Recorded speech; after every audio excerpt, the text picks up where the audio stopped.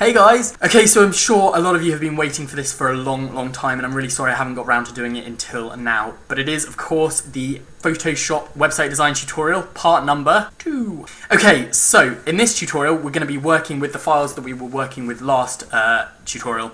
Obviously, we saved them last time, and now it is time to format the header and the menu bar. So we're going to be sorting out the background, we're going to be linking the menu bar, so obviously the links on the menu bar work, and we're going to be just sorting out the format, sorting out the layout, so that next time, in next video tutorial, we can get on with adding some proper content to the website. So without further ado, let's get started. Okay, so obviously we've got the website folder that we were working with last time, and if you'll remember, I'm going to quickly make the icons a bit bigger though first, sorry. We're going to make them large icons, there we go. So, if you'll remember last time we're going to open this up in Photoshop to show you what we were working with. We were working with obviously our header and our menu bar, and then the background, we had a shadow effect on that. So this is what we were working with last time, and then remember we saved it. So I am just going to minimize this now, and we're going to go back to the website folder, and obviously we created a header and images folder that was generated when we split the website in Photoshop. So I'm going to rename this from header now. I'm going to rename it to index because this is what we're going to be working with in Dreamweaver. This is the file. So if we just open this up in Google Chrome, you'll see that it doesn't look very good at the moment. It's obviously just basically the image in the corner, in the top left-hand corner, sorry, of our web browser. Obviously, it's just the images split that have been put together that you can see. Obviously, the links don't work, nothing works in that, so we're going to just close that for now.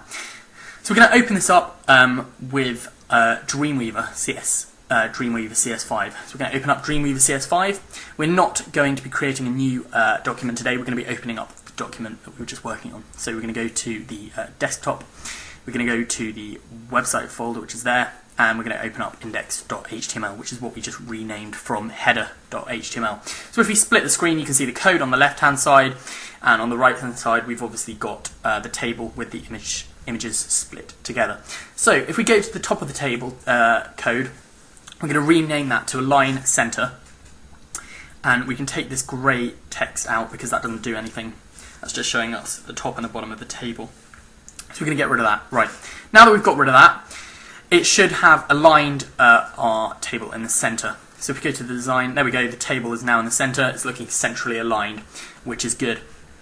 So if we go and open it up in Google Chrome, obviously it's still the same because we haven't saved it in Dreamweaver yet. So if we're now going to add links. So we're going to select the part of the image which has all of our menu on it, and we're going to go to the bottom left-hand corner of Dreamweaver, and we're going to go to this icon, which is the rectangle hotspot tool. We're going to select that, and we're going to drag it over the first link, which is home. Once we've dragged it over, the options box at the bottom should change, and it should have a box that says link. So we're going to change the link to index.html, press enter, and that has done the first link. So we're going to now select the second one, about, and we are going to change the link here to about.html. So about.html. Press enter, and that's saved that one.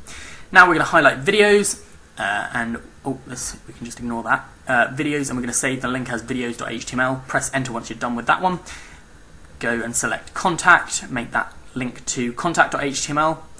And literally you can do this with all of them. Press enter once you're done with each link, and you can just continue with all of them. We're not going to bother for now, but that's pretty much it. So these links should now be working. So if we go to File, Save, or Control S, and then we go back to Dreamweaver, Google Chrome rather, press refresh, it is now aligned in the center, and obviously these links work, so it's gone to index.html. If we press about, it goes to about.html, but obviously there is no file called about.html that exists. So all the links are now working. Obviously those ones aren't because they've got nothing linking to them, but the ones that we selected are now working links. Now the background doesn't look very good at the moment. Obviously it's a white, it's kind of a harsh contrast. We want it to blend in nicely. So the background color, BG color in body, we're going to change this to CCC, which is matching with our background color. Obviously now you can see it's blending nicely. So press File, Save, or Control S, refresh the page, and obviously it is now blending really nicely on our internet browser. It's looking a lot better. But now obviously there is a patch of white, and then the rest is grey down below. We've obviously got a shadow effect, but this isn't really doing anything of any use or value. So we're going to change this now, so it's got a white section around the whole thing.